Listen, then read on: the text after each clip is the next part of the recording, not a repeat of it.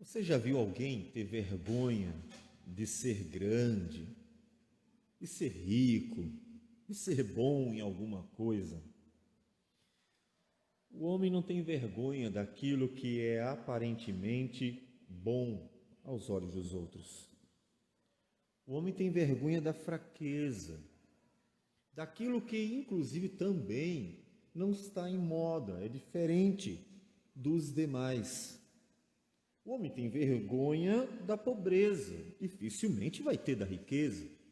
O homem tem vergonha da feiura, dificilmente da beleza.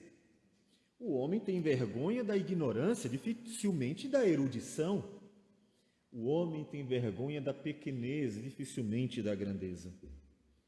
O homem tem vergonha daquilo que, inclusive, é solitariamente puro, bom, certo, santo. Dificilmente ele tem vergonha de aderir aos erros das multidões, porque se todo mundo está fazendo, não é problema nenhum. O ser humano, ele tem vergonha das coisas pequenas e diferentes. De modo que a fraqueza envergonha. Há um ditado popular que diz: homem que é homem não chora. É o homem mostrando no seu orgulho e vaidade que ele tem vergonha da aparente fraqueza. Além disso, nós podemos ver na moda como as pessoas têm vergonha de ser diferentes das outras, das multidões. Ou seja, as pessoas querem estar como todo mundo está. Se todo mundo está indo pelo mesmo caminho, vamos por ali. Por isso que, inclusive, a moda dá certo. As pessoas seguem a bobagem da moda, me perdoem aí, principalmente as mulheres, porque é uma bobagem, porque elas querem ir com as multidões. Ou seja, eles dizem, está na moda usar uma melancia pendurada no pescoço, e as mulheres vão usar uma melancia pendurada no pescoço. E é claro, eu estou generalizando. A moda tem cada coisa absurda. Mas por que as pessoas fazem isso? Porque elas não querem ser diferentes. Elas não querem que todo mundo esteja com a melancia pendurada no pescoço e ela não. Eu não tenho uma melancia. E ela vai atrás da melancia para pendurar no pescoço. Porque elas querem ser iguais. É a moda. E é por isso que as pessoas renovam o guarda-roupa com tanta frequência de acordo com a moda. Só que o evangelho não está na moda.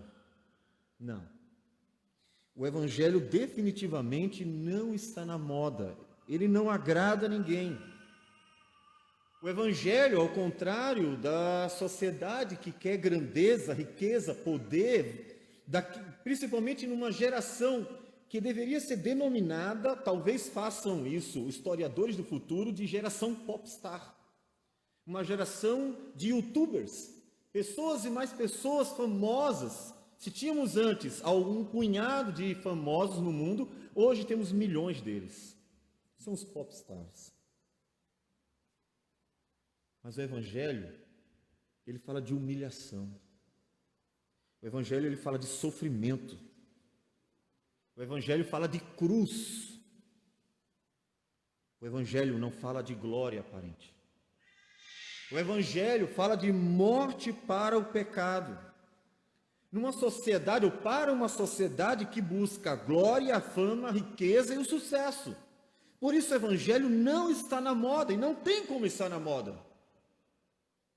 Porque o evangelho, ele é contrário aos anseios mais profundos do coração do homem, e à antiga cobiça da glória de Deus, que nós encontramos desde Adão e Eva. Por isso que o evangelho é uma vergonha para a sociedade atual. As pessoas têm vergonha do evangelho. E você? O evangelho é uma vergonha para você? Você tem vergonha do evangelho? Você tem vergonha de usar uma Bíblia? De dizer que é cristão? De testemunhar na empresa, na universidade, na escola, que você é cristão?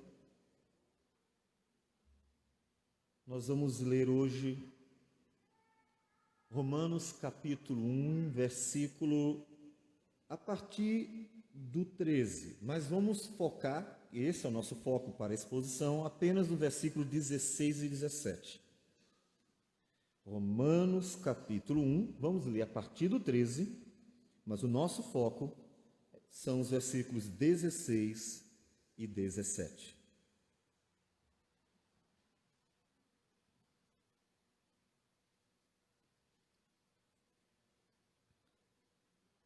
Diz assim a palavra do Senhor: Porque não quero, irmãos, que ignoreis que muitas vezes me propus ir ter convosco, no que tenho sido até agora impedido, para conseguir igualmente entre vós algum fruto, como também entre os outros gentios. Pois sou devedor tanto a gregos como a bárbaros, tanto a sábios como a ignorantes. Por isso, quanto está em mim, estou pronto a anunciar o Evangelho também a vós outros em Roma.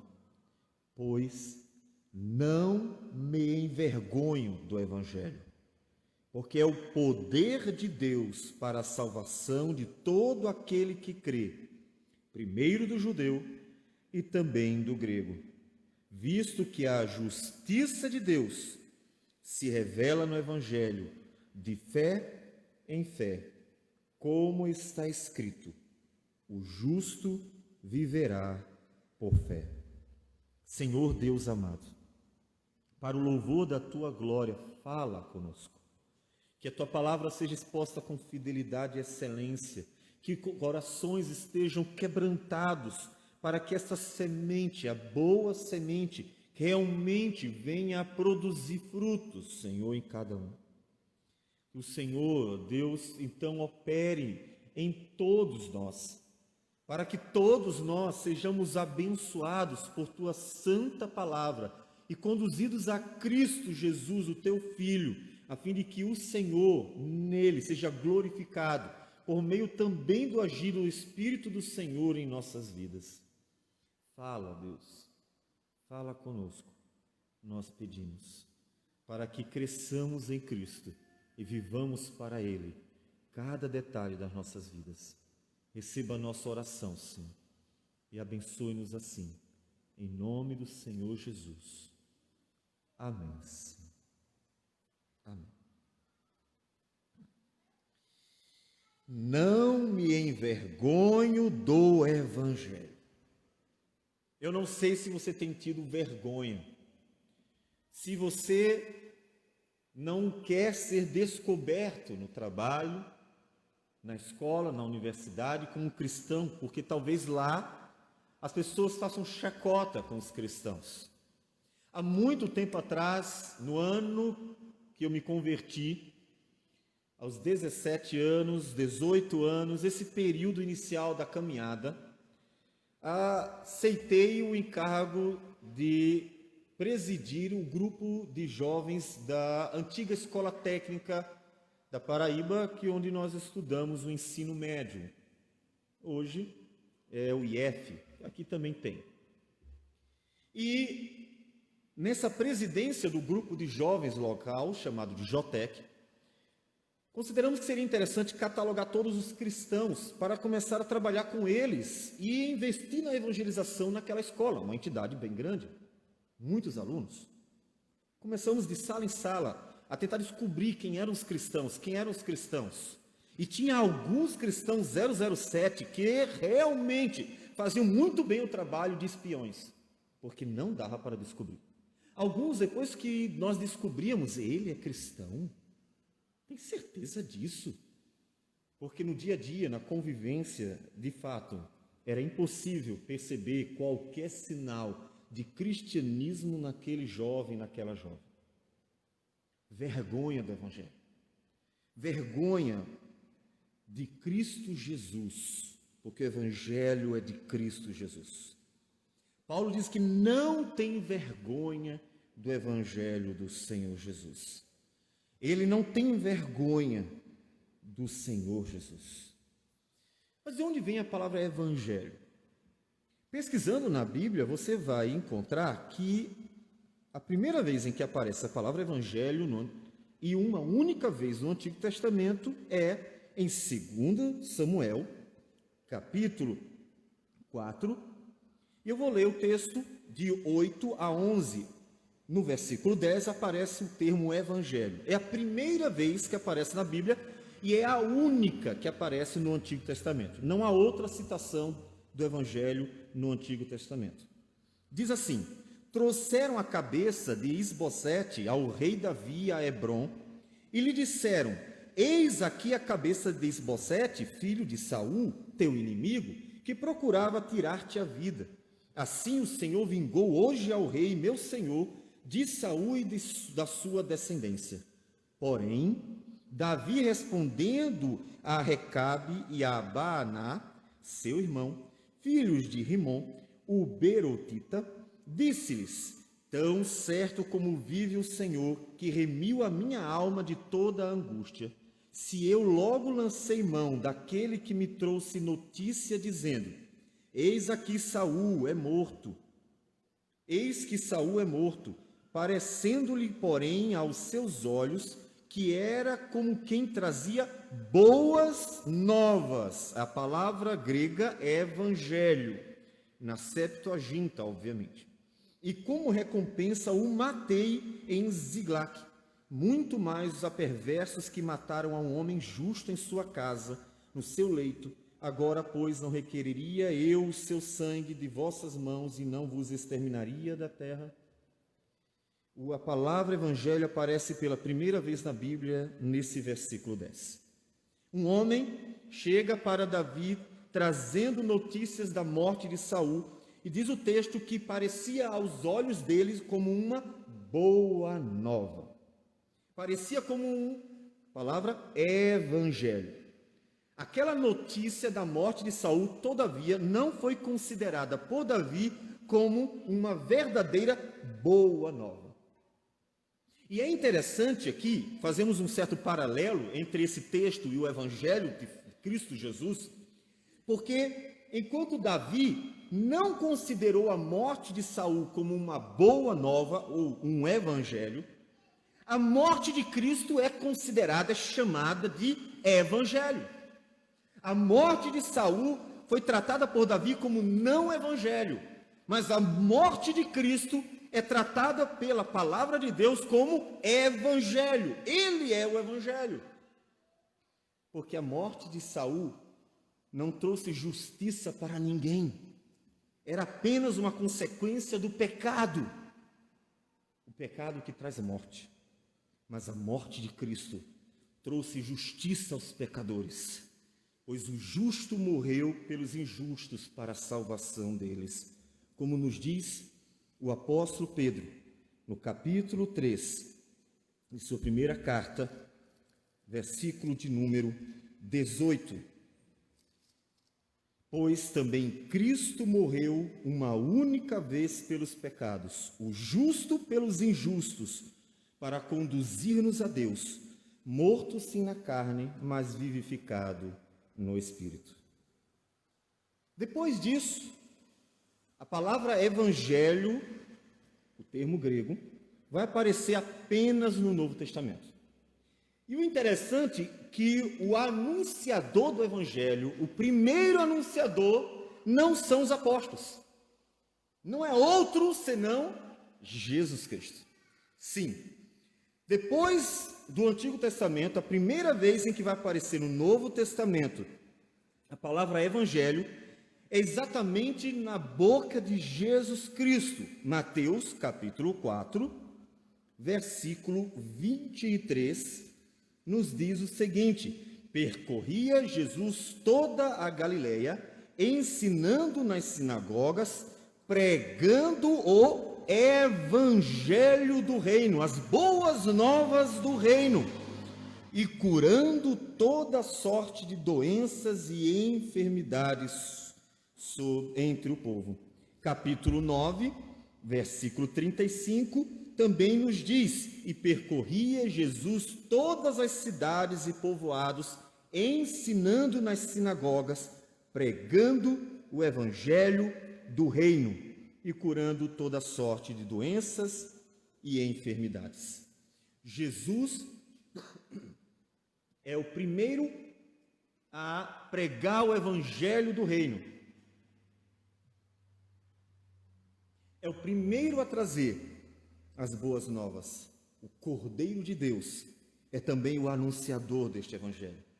Após ele, nós temos os apóstolos, que vão aparecer em Atos dos Apóstolos, pregando o evangelho do Senhor Jesus, e o termo vai aparecer lá no capítulo 15, versículo 7, quando diz a palavra do Senhor: havendo grande debate, Pedro tomou a palavra e lhes disse: irmãos, vós sabeis que desde há muito Deus me escolheu dentre vós, para que por meu intermédio ouvissem os gentios a palavra do evangelho e crescem.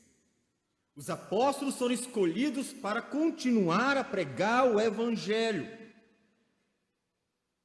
Mas o que é o evangelho? Quantas pessoas adentram a igrejas evangélicas, ficam nelas durante meses e anos, mas ainda não sabem o que é o evangelho? O que é o evangelho? Preciso saber o que é o evangelho, porque como podemos crer naquilo que não entendemos? É muito diferente a fé do fideísmo, porque a fé ela é racional e o fideísmo é apenas uma emoção. É apenas isso. O que é o evangelho? Paulo vai chamar em 1 Coríntios, capítulo 1, versículo 18, de a palavra da cruz. Certamente, a palavra da cruz é loucura para os que se perdem, mas para nós que somos salvos, poder de Deus. O evangelho é a palavra da cruz. Nisto, nessa expressão, já conseguimos compreender o que é o evangelho, porque ele nos dirige para a cruz do Calvário, nos direciona para lá. Mas em 1 Coríntios, capítulo 15, Paulo resume um pouco mais, de forma mais completa, o evangelho. E eu convido você para lá. 1 Coríntios, capítulo 15, versículo de 1 a 4. O que é o evangelho? O que você deveria pregar como Jesus pregou?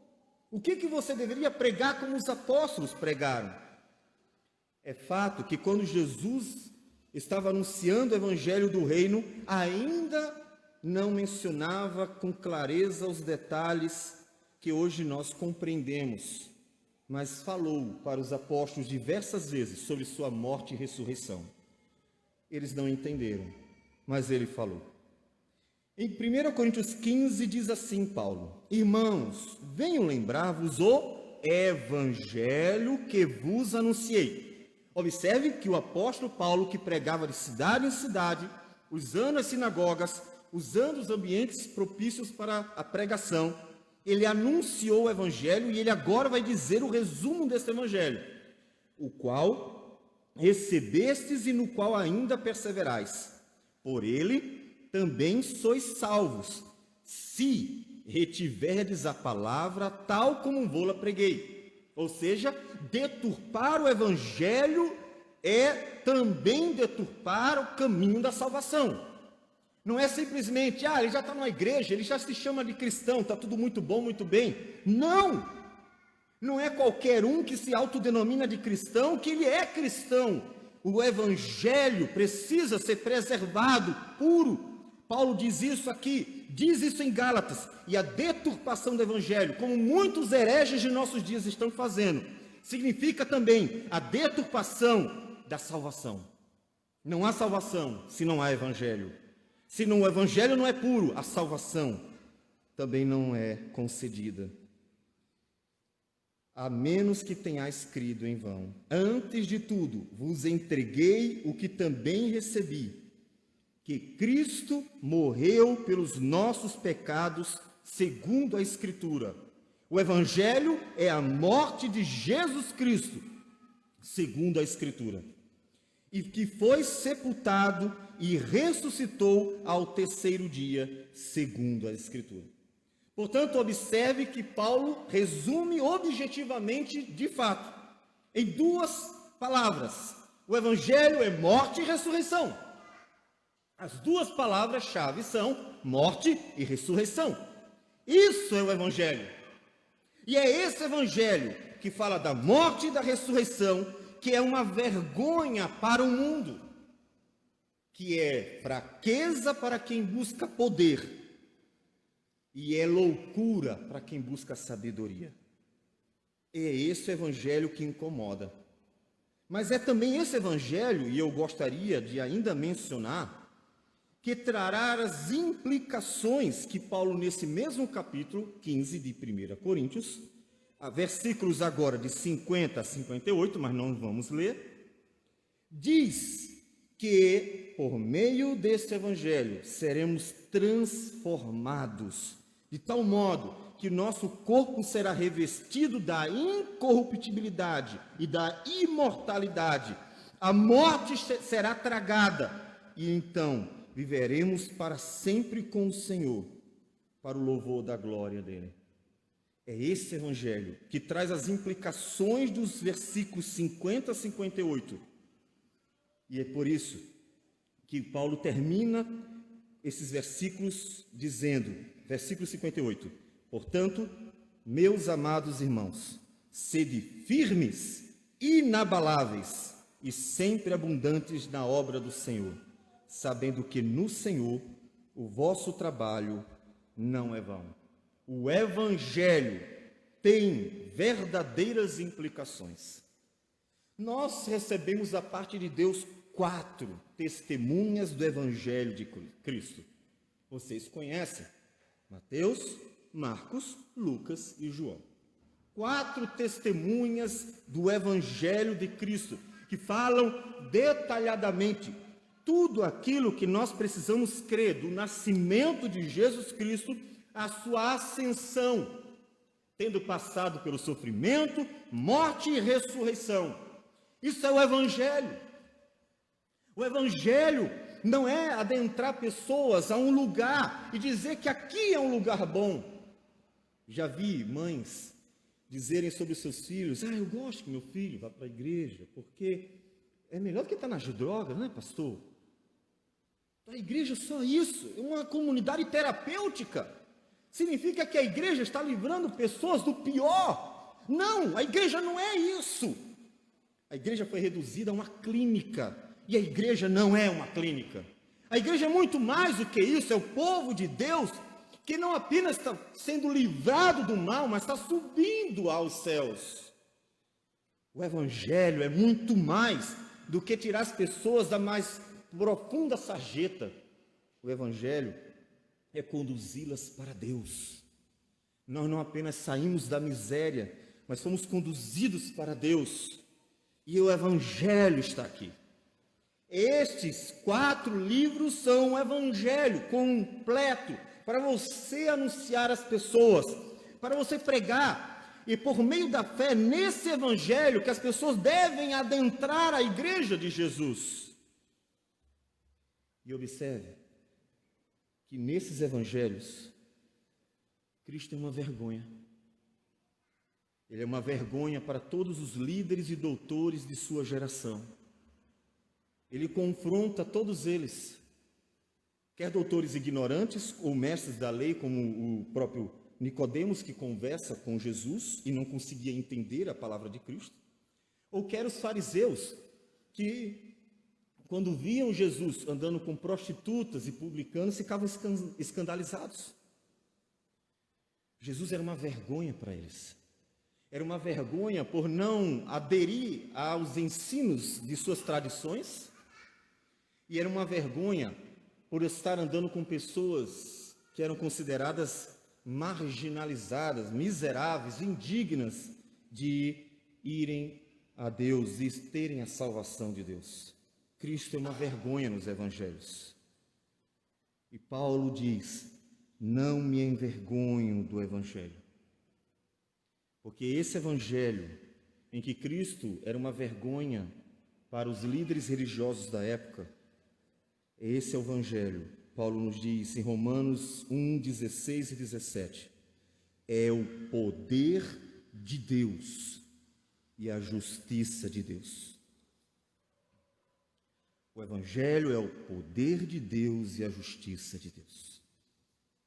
Então vamos ver algumas questões importantes. Antes de tocar nessas duas palavrinhas, ou duas expressões, poder de Deus e justiça de Deus, por que o Evangelho era uma vergonha? Eles poderiam ter recebido o Evangelho como uma crença. Uma crença diferente, talvez. Não, Paulo está escrevendo para os romanos, a capital do império. Ele está escrevendo para uma cidade em que tudo acontecia. Ele está escrevendo para pessoas que provavelmente tinham um bom conhecimento, pensando em erudição. Ele está escrevendo para pessoas que tinham relação política. Paulo já tinha tido contato com pessoas da casa de César. Por quê? É uma vergonha o Evangelho. Parece-nos suficiente que aqui nós entremos em um texto que nos mostra por que o Evangelho é uma vergonha. As pessoas tinham vergonha do Evangelho. Que é o texto de Filipenses. O texto de Filipenses, no capítulo 2, versículos 5 a 11, nos diz o seguinte: Paulo trazendo o Evangelho para a igreja e suas implicações práticas para o dia a dia. Ele diz assim, exortando os irmãos de Filipenses, como nós somos exortados pelo mesmo texto nesta noite: tende em vós o mesmo sentimento que houve também em Cristo Jesus. E ele menciona o Evangelho, pois ele, subsistindo em forma de Deus, Jesus é Deus, Evangelho, não julgou como usurpação ser igual a Deus. Ele é. Portanto, ele não pode negar a sua própria natureza. Quando nós buscamos glória, nós pecamos contra o Senhor, porque nós não temos glória. Quando você quer ser melhor que alguém, quando você quer ter glória, fama, poder e riqueza, quando você se exalta, você está cultivando algo que não lhe pertence. Portanto, pecamos contra o Senhor. Mas quando Deus é Deus, Ele simplesmente está vivendo a verdade. Por isso, toda glória a Deus é simplesmente a verdade. Qualquer glória aos homens é apenas uma usurpação do que Ele não possui, porque não possuímos glória alguma. Como disse o profeta Daniel, a nós somente o corar de vergonha. É isso que cabe aos homens, o corar de vergonha por todos os seus pecados. Não há glória nos homens, por isso toda glória é uma usurpação, toda busca por ela. E ele continua, antes, veja, sendo Deus, a si mesmo se esvaziou. Jesus, sendo Deus, se esvaziou. Muito diferente de outras expressões de glória, das próprias mitologias, em que o heroísmo costumava ser mostrado nas guerras. Como disse Aquiles, é glorioso morrer em guerra, e ele preferiu assim a uma vida comum. A glória de Cristo foi se esvaziar, se anular. Ele se esvaziou. O Evangelho é Cristo esvaziado de sua glória. E o Evangelho nos convida a nos esvaziarmos de todo orgulho e busca por glória. Isso é uma vergonha para a sociedade. Assumindo a forma de servo, não de rei. Veja, ele não assumiu a forma de rei. Os judeus esperavam um rei, filho de Davi, que reinasse diante de todos, e como Davi foi valente, também o fosse, e vencesse os inimigos, como Davi venceu Golias, e então trouxesse glória para Judá, e em todos os inimigos estivesse debaixo dos seus pés, um rei valente. É isso que nós queremos, tanto que não é difícil nós sermos cativados pela Marvel, por exemplo. Queremos a glória aparente. É isso que ansiamos. Mas o Evangelho é uma vergonha e é o oposto disso. Ele se esvazia. E em vez de assumir a forma de um rei, ele assume a forma de um servo. Em vez de exigir subserviência, ele lava os pés dos discípulos. O Evangelho é uma vergonha para a sociedade, Quem quer pessoas desprezadas? Quem quer pessoas humilhadas? Quem confiaria sua vida a alguém de uma aparência tão insignificante? O Evangelho é uma vergonha para a sociedade, porque vai de encontro, contraria totalmente os anseios do homem e a sua vaidade. Ele se esvazia e se torna como um servo, tornando-se em semelhança de homens e reconhecido em figura humana. A si mesmo se humilhou. O Evangelho é Deus tornando carne, o Verbo que se tornou carne para viver como um de nós. O Evangelho é Cristo humilhado perante os homens. Ele se humilhou. E o Evangelho, convida o povo, os discípulos dele, a se humilharem também. O Evangelho contraria. E por causa disso, porque ele contraria os anseios que a maldita teologia da prosperidade encontrou um terreno fértil.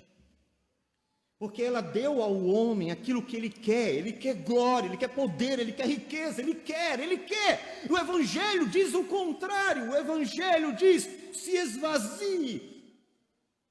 Mas o homem quer estar cheio e sempre está cheio de si mesmo. O Evangelho é uma vergonha, porque o Evangelho contraria os anseios da sociedade. Ele se humilha até a morte. O Evangelho é Cristo pendurado no madeiro, que é um símbolo de vergonha. Quem ia para a cruz?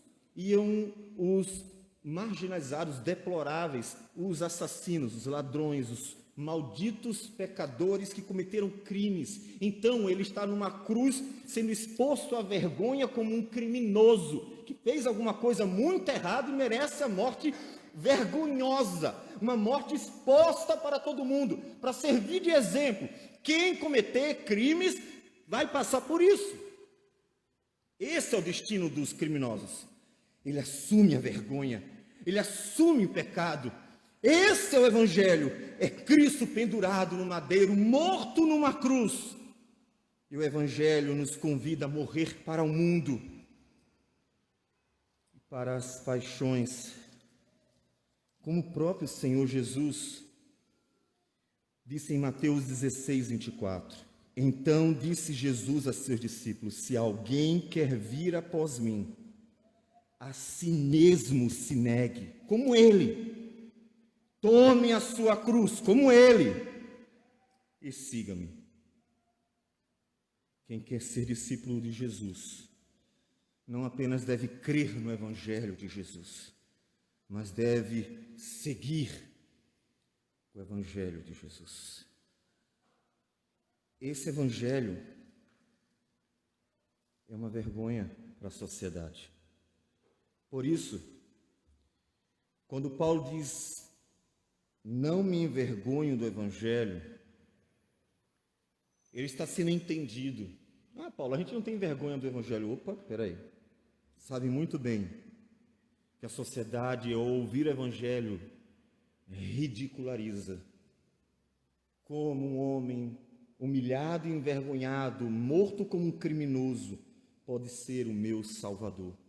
Manifestar poder de Deus e justiça de Deus. Observe, um homem preso, humilhado, morto como um criminoso, ou seja, aparentemente derrotado, foi pego e foi morto. Como ele pode ser poder de Deus?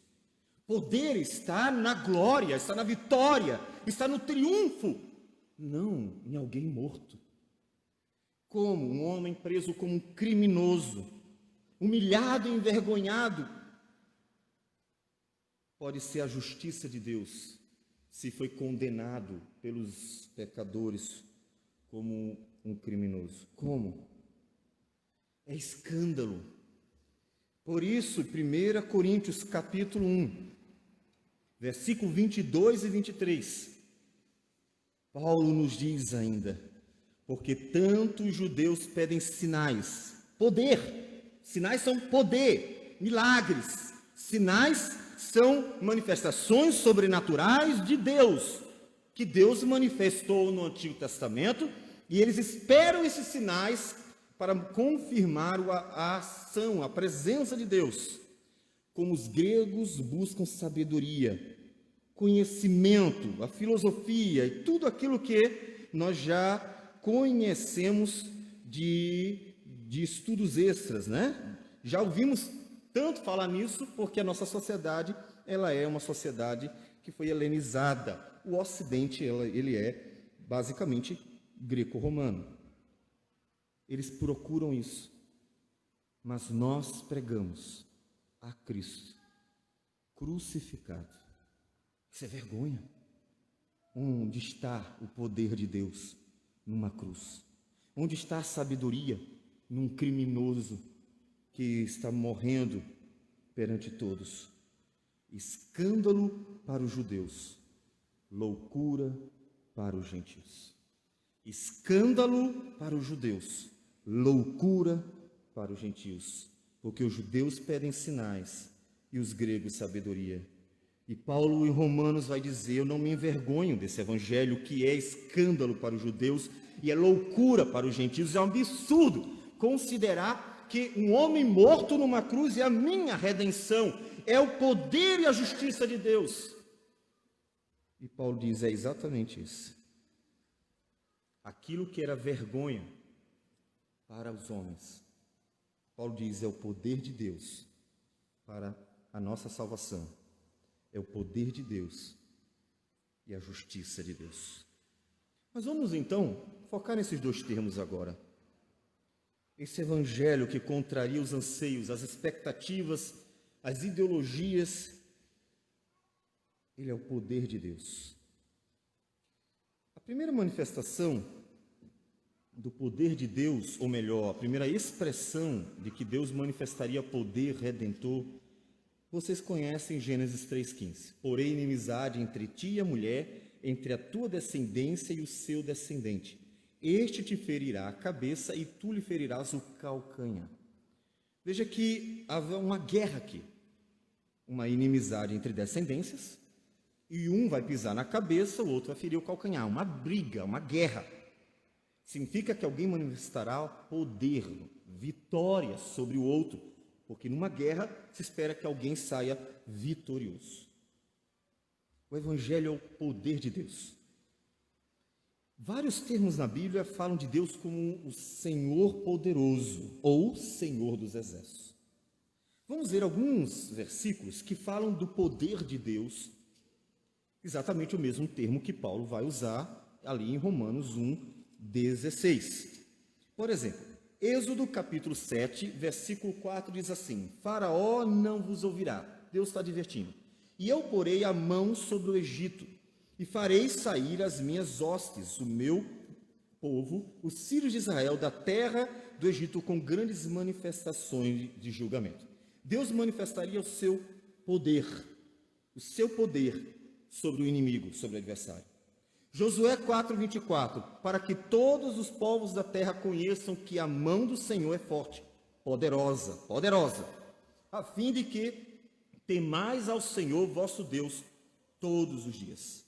1 Samuel 2:10 diz: os que contendem com o Senhor são quebrantados, dos céus troveja contra eles, o Senhor julga as extremidades da terra, dá força ao seu rei e exalta o poder do seu ungido. Um Deus que é poderoso. Neemias 1:10 diz: estes ainda são teus servos e o teu povo, que resgataste com o teu grande poder e com tua mão poderosa.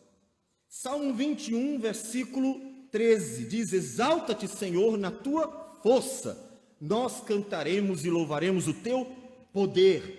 Deus é exaltado em toda a Escritura como sendo Deus de poder. E a manifestação que ficou conhecida do poder de Deus é a manifestação das pragas do Egito, a libertação de Israel. Deus é um Deus de poder, maior do que todos os outros deuses.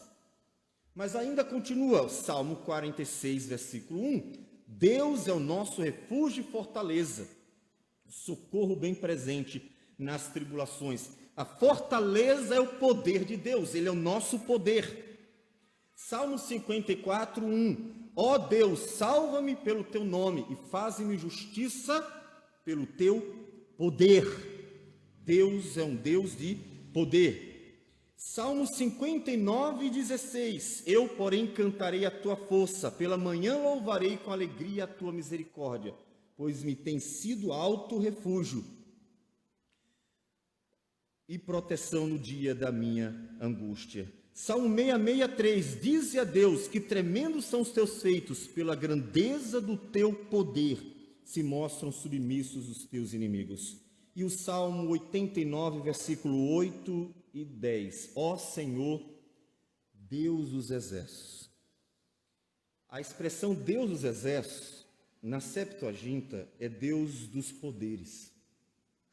É exatamente o mesmo termo poder que Paulo usa para poder de Deus.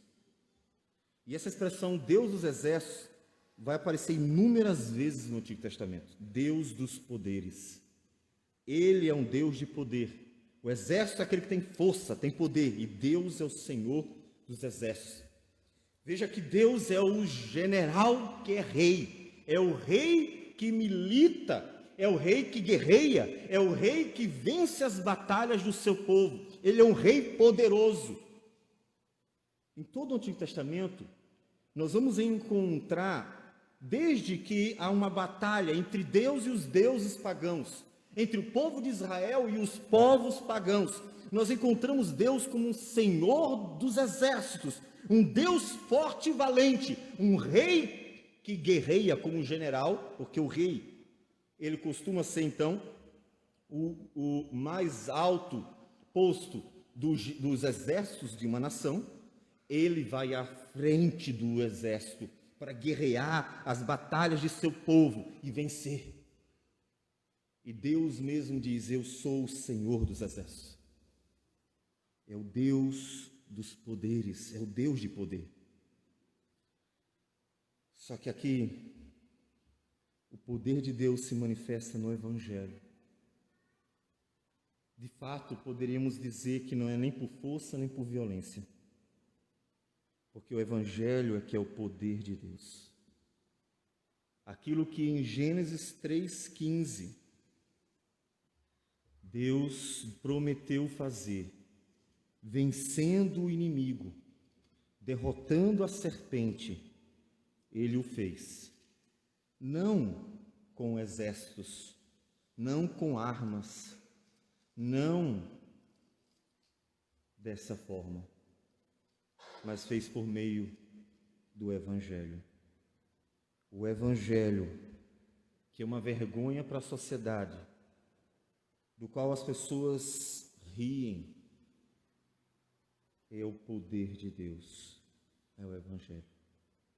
É Ele que manifesta o mais alto poder de Deus sobre os seus adversários. Aquilo que é para o homem vergonhoso, porque parece fraco aos seus olhos, é a mais profunda manifestação do poder de Deus.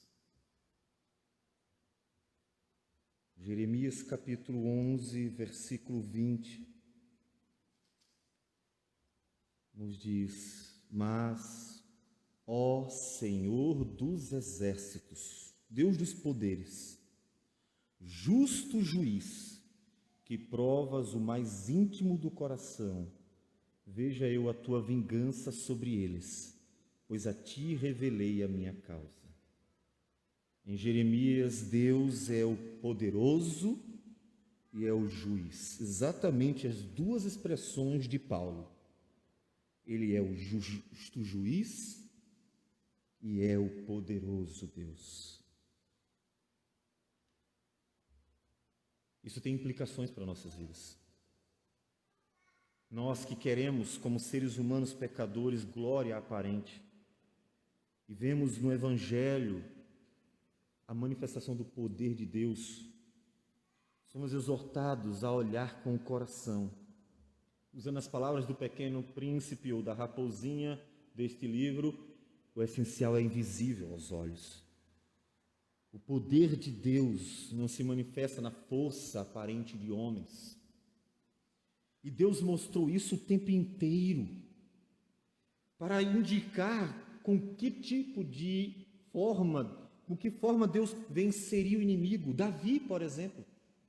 Davi era o menorzinho, o menor na linhagem, inclusive, o último dos filhos. O mais velho era forte, já lutava as guerras, era valente. E Deus escolheu aquele pequenininho, aquele ainda adolescente, aos nossos olhos de hoje, né, aos dias de hoje. Ele escolheu aquele e disse ainda para Samuel: não olhe a aparência, eu olho o coração.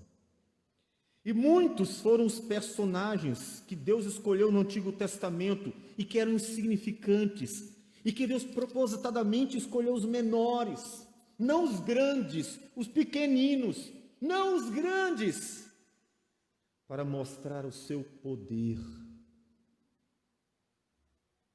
para dar a entender que a manifestação do poder de Deus, vencendo os seus adversários, vencendo Satanás, não se daria pela força e violência, mas pelo Evangelho, pela cruz do Calvário, por aquilo que é escândalo para os judeus e loucura para os gentios. É este Evangelho que é o poder de Deus.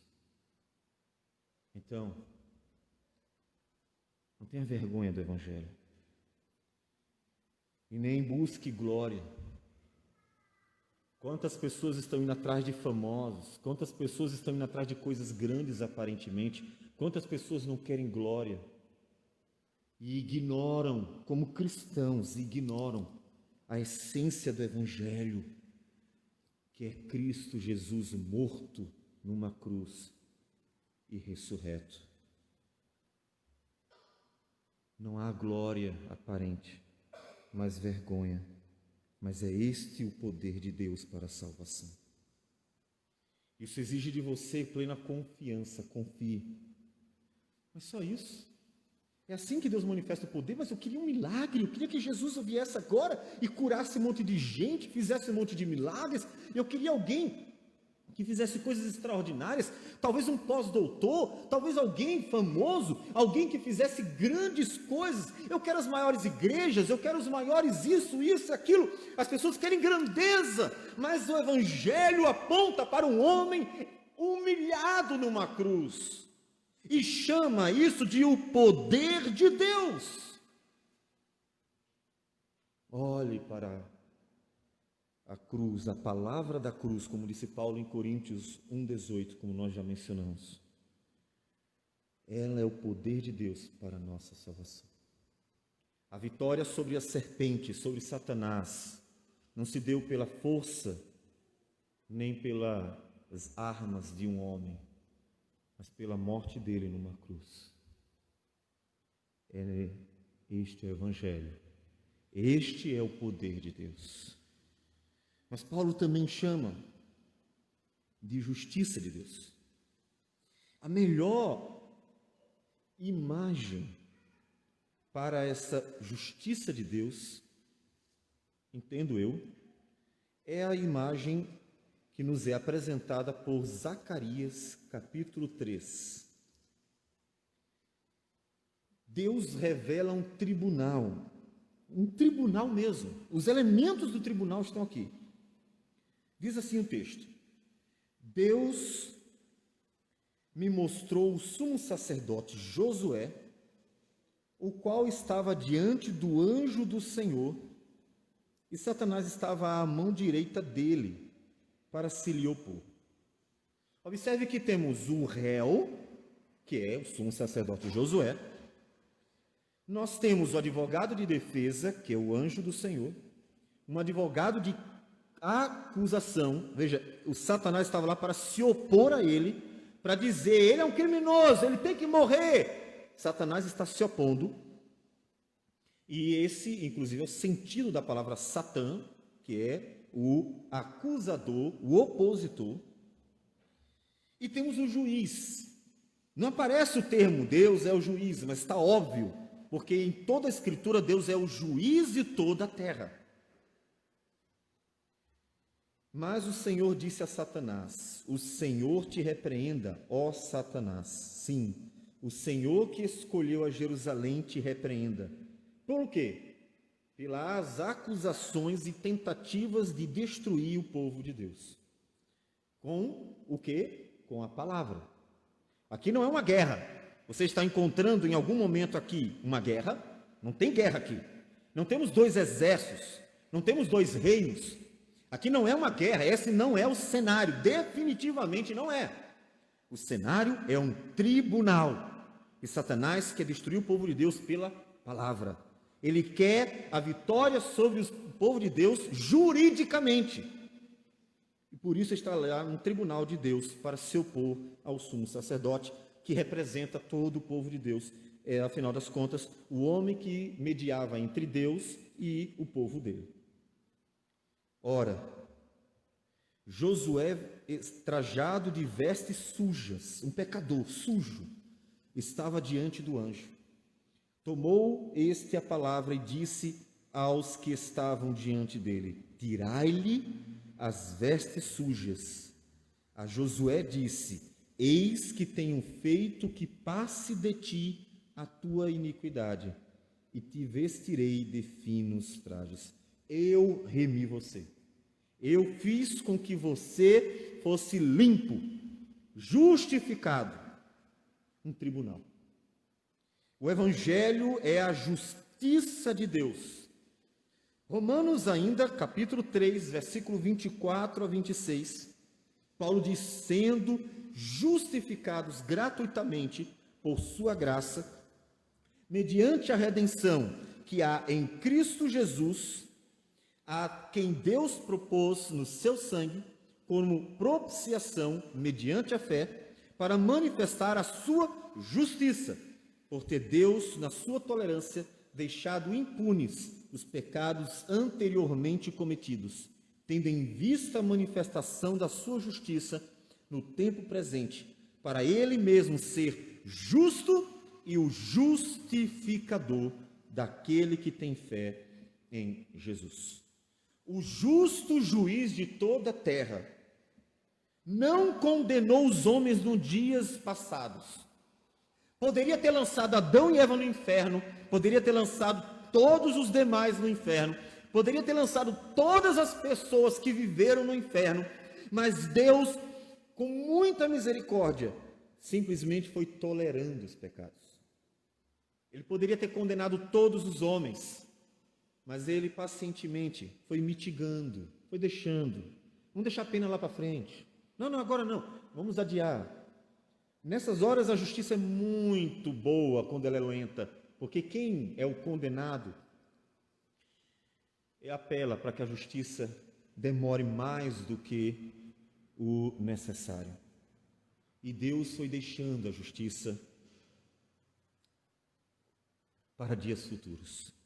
Ele foi deixando na sua tolerância, ele diz, deixando impunes os pecados anteriormente cometidos. Foi deixando. Para que o justo e justificador, Jesus, chegasse e manifestasse a justiça de Deus, pagando os pecados do povo de Deus. Por isso Deus foi deixando, para que a justiça só fosse feita lá na frente, para que aquele que estaria substituindo penalmente os pecadores, aquele que estaria pagando a dívida de outros, ou, como nos diz Paulo em Colossenses, aquele que estaria pagando a dívida e rasgando o escrito de dívida para com Deus, aquele que estaria encerrando nossa dívida, chegasse. Deus trouxe a sua justiça em Cristo Jesus. Observe que Deus então venceu o inimigo de duas formas.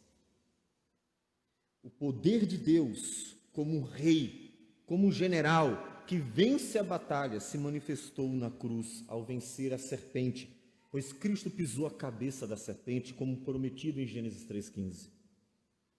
Mas não se trata apenas de uma guerra, uma luta entre o bem e o mal, e então o bem venceu, ótimo, o bem venceu, como se estivéssemos assistindo mais um filme da Marvel. Não. O Evangelho não é apenas uma luta entre o bem e o mal. O Evangelho tem a ver com o tribunal. O Evangelho tem a ver com justiça. Porque ninguém, o mais forte que seja, um rei qualquer, uma pessoa poderosa, com seu exército, não pode livrar um homem que é criminoso de pagar a sua pena, a menos que a dívida seja paga. É uma questão de justiça, não é uma questão de força, não é uma questão de quem está mais forte, de não, eu vou lá e tiro ele. A questão é justiça, não importa o que você diga, se há uma dívida, então há uma pena. Por isso que o Evangelho não é apenas a vitória de Deus como um rei que vence seus inimigos, como nos diz Paulo em Colossenses, capítulo 1, versículo de número 13. Ele nos libertou do império das trevas e nos transportou para o reino do Filho do seu amor. Um rei que vence, libertando-nos das trevas. Mas o Evangelho não é só isso.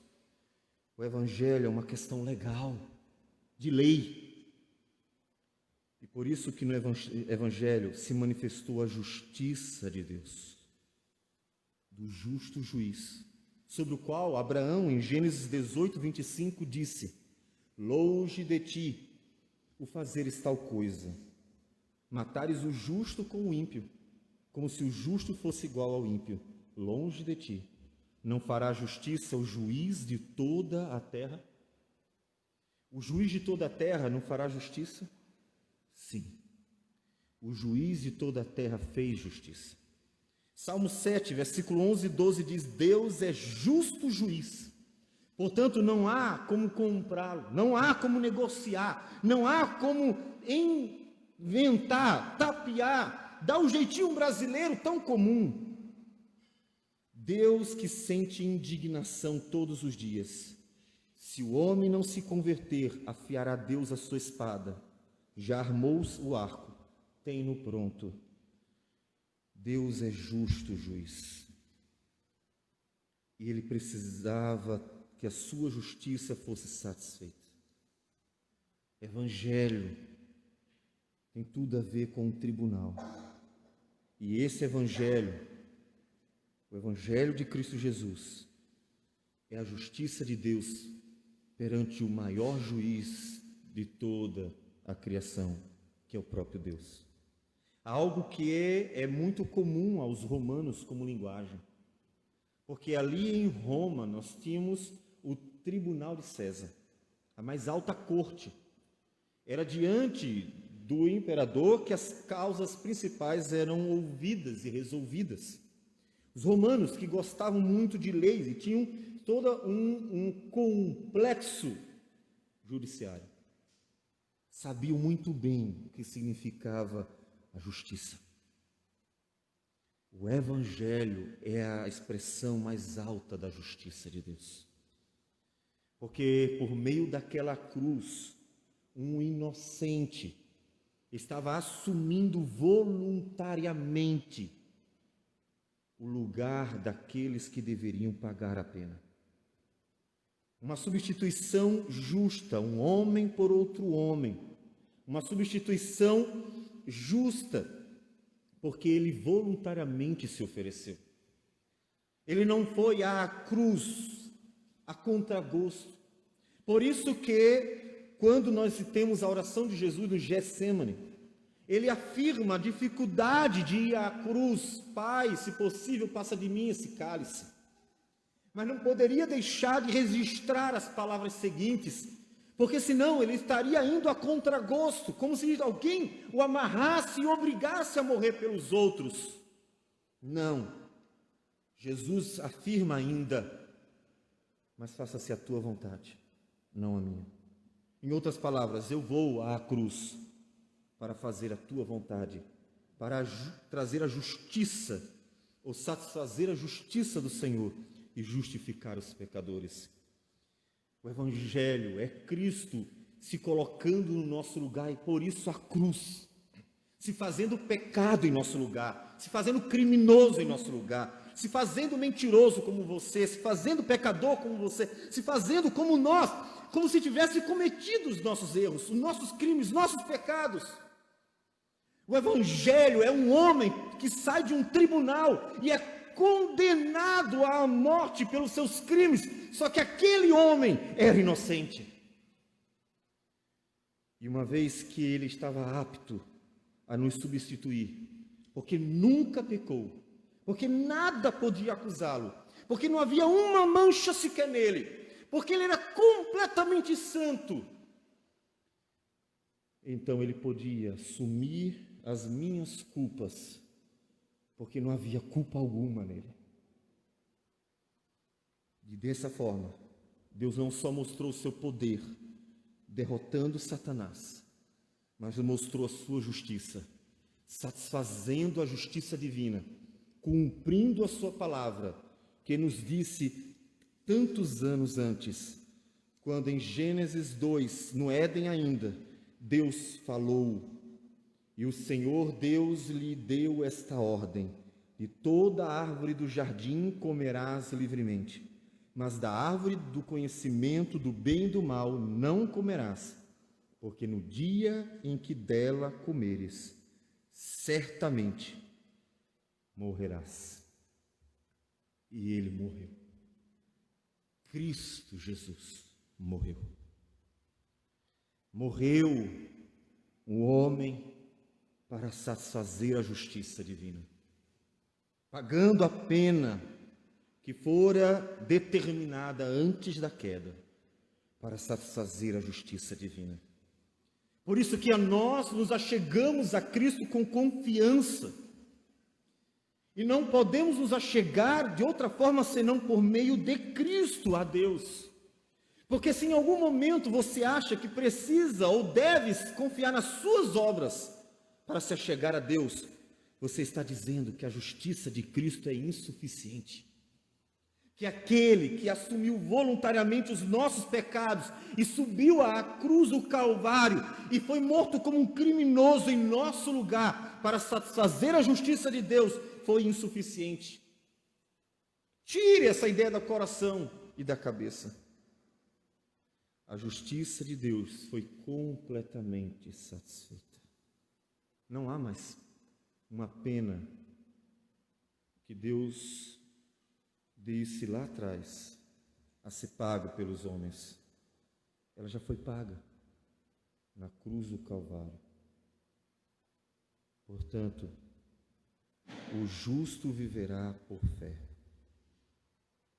O justo é o justificado, é aquele que olhou para Deus e creu, viverá pela fé. Ela é suficiente. Como diz Isaías, capítulo 64, versículo 4. Porque desde a antiguidade não se ouviu, nem com os ouvidos se percebeu, nem com os olhos se viu, Deus além de ti, que trabalha para aquele que nele espera. A justiça de Deus satisfeita por aquele que nele espera. Você crê em Jesus? Você verdadeiramente crê em Jesus? Então tenha paz no coração. A justiça de Deus já foi satisfeita. Não importa quantos homens nos condenem, quantas vezes Satanás nos conduza à dúvida acerca da redenção. Você precisa confiar na justiça de Deus, satisfeita por Cristo Jesus. Ela é suficiente.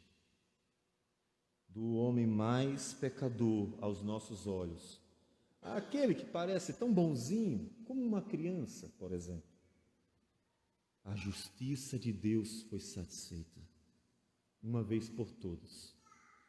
O tribunal foi encerrado, acabou. Agora os justificados pela fé, por crer naquele que nos substituiu, seguem uma nova vida para a glória de Deus. Portanto, Paulo não se envergonha desse evangelho. Você tem vergonha? Você tem vergonha do poder de Deus que venceu os nossos inimigos, venceu Satanás por meio do evangelho? Você tem vergonha da justiça de Deus que foi plenamente satisfeita? Da expressão da justiça de Deus quando Cristo sofreu as nossa punição? Este é o evangelho. Não tenha vergonha do evangelho.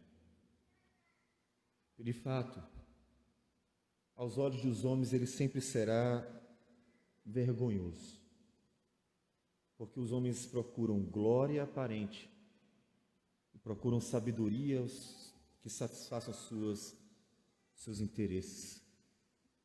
Deus manifestou o seu poder e sua justiça na cruz. É para ela que você tem que olhar. É para ela que você deve conduzir as pessoas. Você quer que pessoas sejam salvas, leve-as para Cristo. Você quer que seus filhos sejam salvos, leve-os para Cristo. Não apenas para cá. Você quer que amigos sejam salvos, leve-os para Cristo. Você quer que familiares sejam salvos, leve-os para Cristo. Porque aquele evangelho, só isso. Falar de um homem morto numa cruz, sim. Aquele Cordeiro de Deus, Filho de Deus, morto e ressurreto, é o poder de Deus e a justiça de Deus. Leve-os para Ele, porque é Ele quem pode salvar, e o único que pode salvar vidas. Então não tenha vergonha. Viva a nova vida em Cristo Jesus com alegria e satisfação. Coloque a Bíblia debaixo do braço e siga, não como quem se acha melhor do que os outros, mas como quem sente um demasiado prazer e satisfação por ter sido alcançado pelo poder de Deus, ter sido abençoado com a justiça de Deus. Vá, siga sua vida vivendo para Cristo, na alegria de ter sido abençoado pelo poder de Deus e pela justiça de Deus. 2021 está aí. E vidas serão alcançadas somente por meio do Evangelho. O mesmo Evangelho que nos trouxe aqui.